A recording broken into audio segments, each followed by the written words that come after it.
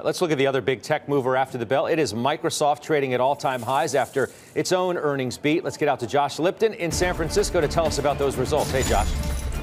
You know, Scott, that stock already, of course, heading into this print had that monster run. It was up more than 60% over the past 12 months, but also now heading higher in the after hours, not just beating on the bottom and the top, but look at these segments. Productivity and business processes, $11.8 billion. That's a beat. Intelligent cloud, $11.9 billion. That's a beat. More personal computing, $13.2 billion. Also better than expected. I just checked in with Michael Turits over at Raymond James, covers the name, to get his take. His point is, listen, both cloud and traditional on-premise businesses going strong here. Commercial cloud grew 39%. Azure surging 62%. Office 365 commercial growing 27%. That's all stronger than expected. Then as for the on-premise side, so what goes on your desktop, data center, Windows OEM grew 18%. So that's what device makers are paying Microsoft to license the Windows operating system. On-premise server grew 10%, touch lighter than some forecasts, but Turret says still strong. Importantly, remember, we don't have guidance yet. That is going to come on the call, and that starts at 5:30 Eastern. Scott, back to you. Josh, appreciate that very much. Let's distill this thing down here, Timmy. Big beat, nice beat. Stock's done great, though.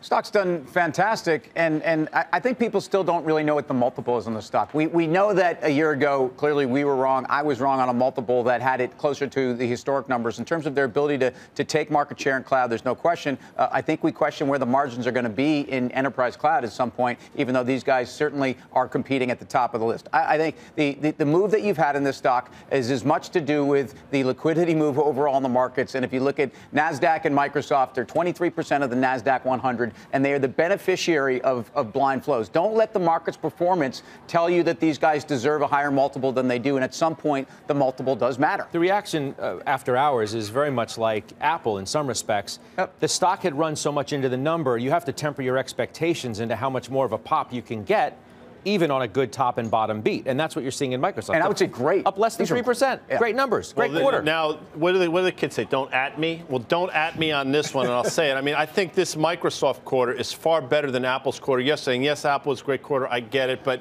you know, we talked about Apple a lot last night. This Microsoft quarter now, 35% operating margins. That Azure growth is still ridiculous. And if they keep beating EPS by the margins they do seemingly every quarter, the multiple that everybody sort of talks about, correctly, by the way, doesn't really matter. So the fact that it's higher now, you know, you can make an argument that it was maybe a little less expensive now than it was a couple days ago. Okay, Boomer. See, I knew you were going to do that. You walked right into it. I think Tim made a really good point about liquidity and blind flows. You know, this stock spent the summer and most of the fall until late October really consolidating between 130 and 140. And that's when a lot of people were kind of wringing their hands about this thing trading at 26 times. Historically, that's a really high multiple. And to Guy's point, as soon as we saw whatever you think happened in the last quarter of the year with the Fed balance sheet, that sort of thing, you know, the biggest stocks on the planet went parabolic, okay? And that's Microsoft, it's Apple. It wasn't really Amazon, but it was a lot of these other kind of mega cap tech names, and this stock participated. So those numbers were great, but trading about 31 times this year, that is a really high. I think you have to go back 2 decades to get Microsoft above that. So valuation doesn't matter right now. It will during a correction, and people will be pointing to some of the most valuable companies in the world trading at the most stretched multiples. I think that's a really good point, that valuation doesn't matter today, which is, you know, people are paying up for growth here. They don't really necessarily care about the valuation.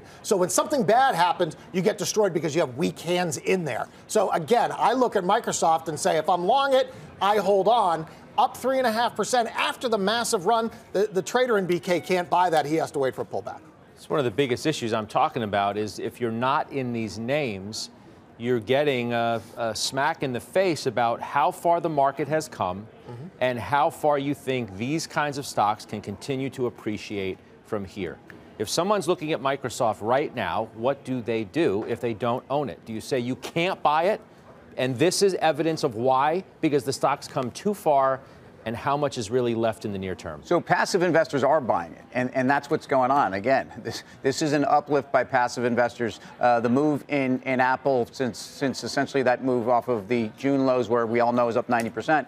It's 33% of the performance of the NASDAQ 100. Microsoft is about 13%. You take those two stocks out, I mean, I just gave you the percentages too. I think that has a lot to do with it. But Microsoft is a company that gives long-term investors a lot of confidence. They've got an annuity. We are no longer questioning their services business, the continuing annuity there. We are saying the valuation is high, but these are guys that have moved into a new part of the enterprise that, frankly, they're dominating. That's what long-term wants. Can I answer that question? And so the truth is after an event like this that the stock has run into, the market's run into, these stocks give you opportunities. Like I said, this stock literally based with between 10 points for 4 months. You had an opportunity to buy this stock and buy the momentum. Same thing for Apple. When it broke out at 240, it based there for like a couple months between 240 and 250. Same thing for Facebook. There was a basing period. I don't think you buy things on runaway breakouts when valuations are struck market-wide. These are some of the biggest leaders, and we're just really extended. So both on valuation and on price. So that is my answer to you. May I quickly say something? Yeah. May I? Yeah.